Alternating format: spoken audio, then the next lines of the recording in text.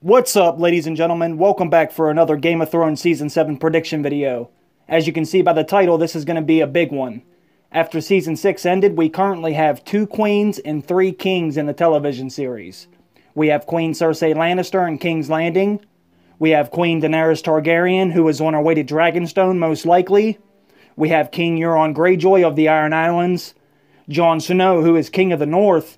And last, but certainly not least, we have the Night King beyond the wall. By the end of Season 7, one of these characters will be dead. Most of you know that history tends to repeat itself quite often in this story. There are a lot of parallels from the past, present, and future. And given what we know from all the previous seasons, I think it's very clear that once again, next season, a king or queen must die. So far, a king or queen has died in every single season of Game of Thrones. Some seasons we have had multiple kings and queens die. And when I was getting ready to make this video, I went back through all the seasons just to see how many kings and queens actually died in each season. And by the time I added them all up, I was pretty damn surprised at how many have actually been killed in just 6 seasons. And I'm sure you definitely remember some of the big moments in the show when some of them have died, but I think you may even be surprised at the number. I'm going to go over all the ones that have died so far, then I'll tell you which king or queen I think dies next season and why.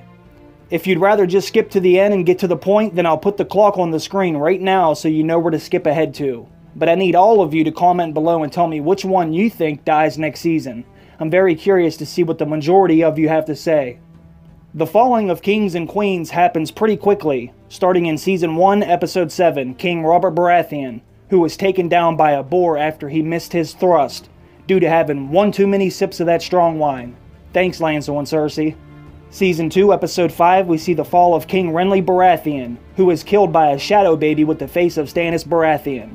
When I saw Melisandre give birth to this thing, it was one of those WTF moments in the show. But it was a fitting way for Renly to die, getting penetrated from behind like that. During Season 3, Episode 9, we lose a king and queen during the Red Wedding. One of the most shocking episodes in television history. Still one of the best episodes in the entire series. Sadly, we lose the king in the north, Robb Stark, and his newlywed queen, Talisa Stark. Not to mention their unborn son, Ned Stark 2.0. Next up was King Joffrey Baratheon during Season 4, Episode 2. And I think I can speak for all of us when I say we could not wait for this day to come. No tears were shed when this little prick died. Unless they were tears of joy, of course. The next king to fall was in the very first episode of Season 5. The king beyond the wall, Mance Rayder. Mance went out like a gangster after refusing to kneel to Stannis Baratheon. We do not kneel. But the fatal blow was actually delivered by Jon Snow with an arrow as Mance was being burned alive by Melisandre. In Season 5, Episode 10, we lose a king and a queen. Selyse Baratheon hangs herself shortly after her own daughter was burned alive by Melisandre.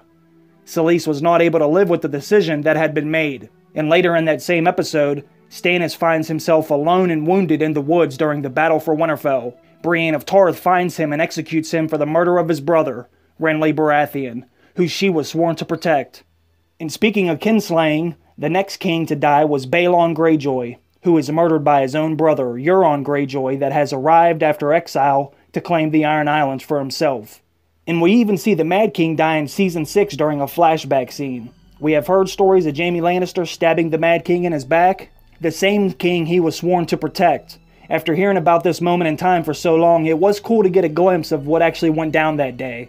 And in the Season 6 finale, we lose a king and queen in the same episode for the 3rd time. First to die was Margaery Tyrell, who was in the Sept of Baelor with her brother Loras and her father Mace Tyrell. And we all know what happened next. Cersei decided to skip court and play with fireworks instead. Moments later, the Sept explodes into a green fireball while Cersei sips wine from her balcony.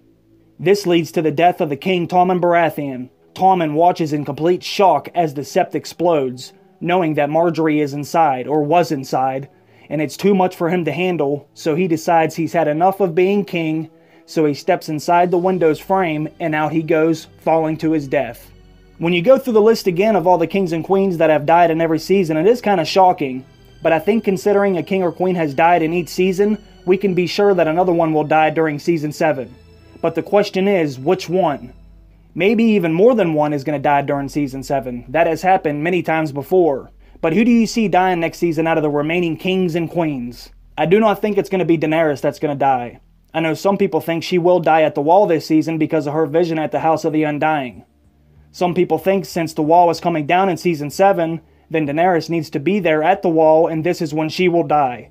But I think Daenerys will survive Season 7. I do think Daenerys will die, but not until near the end of Season 8.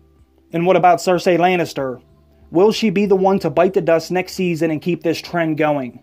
I know most of the entire fan base wants Cersei to die. Considering Cersei is running out of allies and she's gaining even more enemies, it looks like she is almost out of options. It looks like it's going to be hard for her to survive, unless she blows up King's Landing and flees the scene.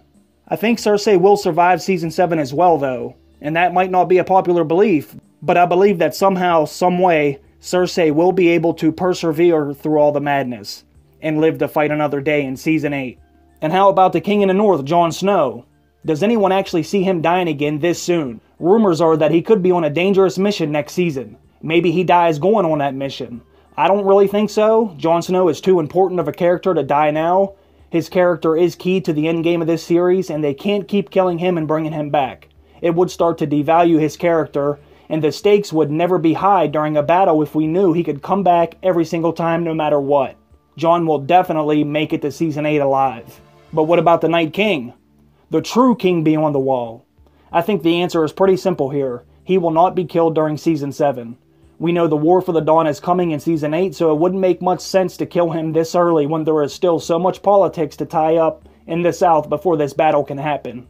So that only leaves one person left, the king that I believe will fall during Season 7, and that is King Euron Greyjoy. Out of these 5 kings and queens on the show, Euron is the least developed character, and the one I see most likely to die next season out of these characters. We are invested in him the least, and given the fact that they haven't taken the time to flush out his character, he seems to be likely to die just as fast as they brought him into the fold.